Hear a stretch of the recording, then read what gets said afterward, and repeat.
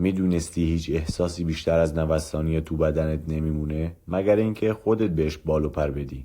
آره، واقعا همینطوره. از نظر علمی واکنش‌های فیزیکی هر احساسی توی بدن نهایتاً 1.5 دقیقه طول میکشه. ماجرا از این قراره وقتی یه احساس مثل عصبانیت، ترس یا ناراحتی فعال میشه، مغز یه عالمه مواد شیمیایی توی بدن آزاد میکنه. این مواد توی بدن میچرخند و اگه تو با فکرات ادامش ندی تا 90 ثانیه بعد کامل از بدن خارج میشن. پس چرا بعضی احساسات ساعتها یا روزها طول میکشن توی بدنمون؟ چون خودمون با فکرهامون فعالشون میکنیم. این حرفای انگیزشی الکی نیست، این علم اعصابه. دکتر جیلبوت توی تحقیقاتش در دانشگاه هاروارد به این نتیجه رسید. اون فهمید چیزی که احساسات رو نگه میداره خود احساسات نیست، بلکه داستاناییه که تو ذهنمون براش میسازیم. دفعه بعد که عصبانیت اومد سراغت این کارو بکن. به جای اینکه سریع واکنش نشون بدی، داد بزنی، پیغام بدی، تصمیم اشتباه بگیری، فقط اینو انجام بده. به بدنت توجه کن. مثلا سینت گرفته، صورتت داغ شده، فکت قفل شده، بعد شروع کن تا 90 بشمار. آروم نفس بکش. نه بجنگ، نه سرکوب کن. فقط نگاه کن تا احساس رد بشه، مثل یه موج. واقعا حس میکنی شدت احساس داره کم میشه. وقتی اینو بفهمی دیگه برده احساساتت نیستی. میفهمی این طوفان‌ها موقتی هن. احساسات مثل آب و هوا هستن. اگه باهاشون نجنگی خودشون رد میشن. هممون اینو تجربه کردیم. یه لحظه سر یکی داد زدیم که چند ثانیه بعد پشیمون شدیم. اون دقیقاً همون 90 ثانیه است. ما معمولاً میگیم ببخشید داد زدم، عصبانی بودم. این مثل اینه که بگی بارون مقصره که من چتر نیاوردم. احساسات تصمیم نمیگیرن ولی خیلی خوب بلدن گولت بزنن. فصل اول عوض کردن طرز فکر. یه حقیقت مهم هست که وقتی ناراحتی معمولاً به خاطر خود اتفاق نیست، به خاطر فاصله بین انتظارات و واقعیته. و خبر خوب اینه که تو میتونی این فاصله رو کم کنی. عوض کردن طرز فکر یعنی اتفاق همونه ولی نگاهت بهش عوض میشه. مثلا ارتقاء شغلی نگرفتی، نگاه فاجعه‌ایش اینه من بی ارزم، هیچ وقت پیشرفت نمیکنم، کن ذهنم.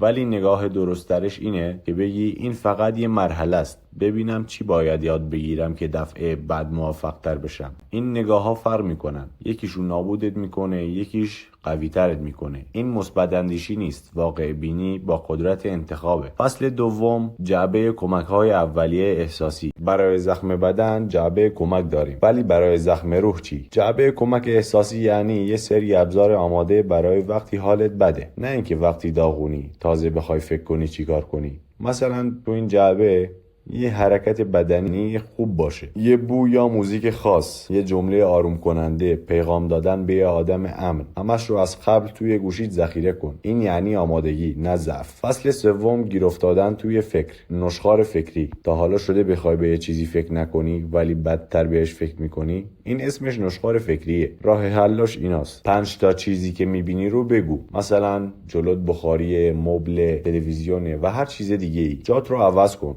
3 دقیقه یه کار تمرکزی انجام بده، بعد یه کار مفید یا کاملا بی ربط انجام بده. مغز باید بره یه جا. اگه مسیر نداشته باشه گیر میکنه. فصل چهارم همه دارن منو قضاوت میکنن. یه خطای ذهنی داریم به اسم اثر نورافکن. یعنی فکر میکنی همه دارن تو رو نگاه میکنن، در حالی که هر کی درگیر خودشه. همون اشتباه کوچیکی که هنوز یادت مونده بقیه اصلا یادشون نیست. بهش فکر نکن. بیشتر قضاوتی که حس میکنی از طرف خودته، نه بقیه. فصل پنجم با خودت از بیرون حرف بزن. به جای اینکه بگی من نمیتونم، بگو امید میتونه. همین تغییر کوچیک استرس رو کم میکنه، چون مغز فکر میکنه داری به یه دوستت کمک میکنی. فصل ششم فقط مثبت فکر نکن. فقط مثبت فکر کردن باعث تنبلی مغز میشه. روش درستش اینه تصویر خوب به اضافه دیدن موانع به اضافه برنامه‌ریزی و پلن. امید بدون برنامه باعث میشه که تو هدفت رو ول کنی. فصل هفتم ضد شکننده شدن. بعضی چیزا با فشار قوی تر میشن،